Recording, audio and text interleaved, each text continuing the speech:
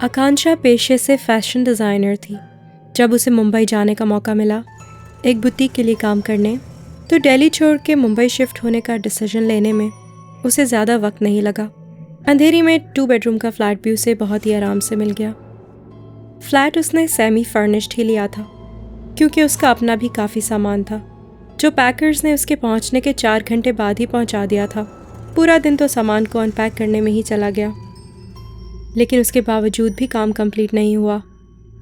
बाकी का सामान उसने अनपैक कर लिया और फिर दूसरे कमरे में सोने चली गई। दिन भर थके होने की वजह से अभी आकांक्षा की आंख लगी ही थी कि उसने एक आवाज़ सुनी, जो उस कमरे से आ रही थी जहां अनपैक्ड सामान रखा था।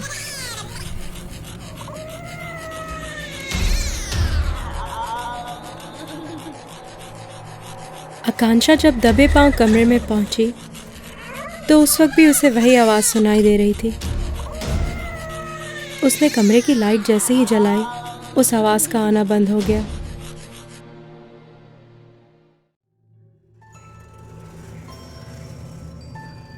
आकांक्षा को लगा कि जो कुछ भी हुआ वो उसका वहम था, इसलिए उसने कमरे की लाइट दोबारा बंद कर दी।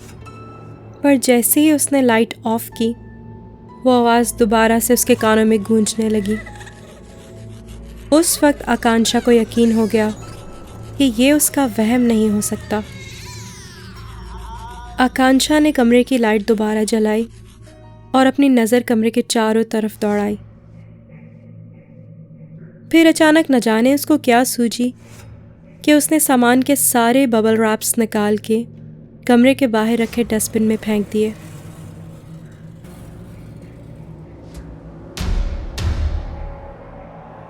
कमरे की लाइट ऑफ करने जब वो दोबारा गई तो उसने ज़मीन पर 2 परछाइयां देखी,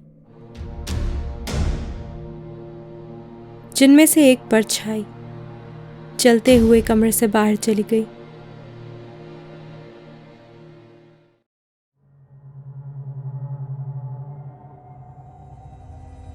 आकांक्षा का गला डर से सूख गया था।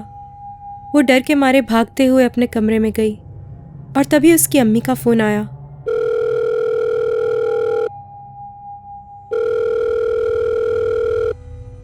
नेटवर्क में शायद कोई प्रॉब्लम होगी, इसलिए 3-4 बार कॉल ड्रॉप हुई और उसके बाद जाके माँ से बात हो पाई। आकांक्षा ने रोते रोते सारी बात अपनी माँ को बताई, जिसे सुन के माँ ने कहा कि बेटा, इसमें घबराने की कोई बात नहीं है। आइंदा से जब भी तुम्हें इस तरह किसी बात पे डर लगे तो घर की खिड़कियाँ थोड़ा थोड़ा खोल देना, ताकि ताज़ा हवा घर के अंदर आए।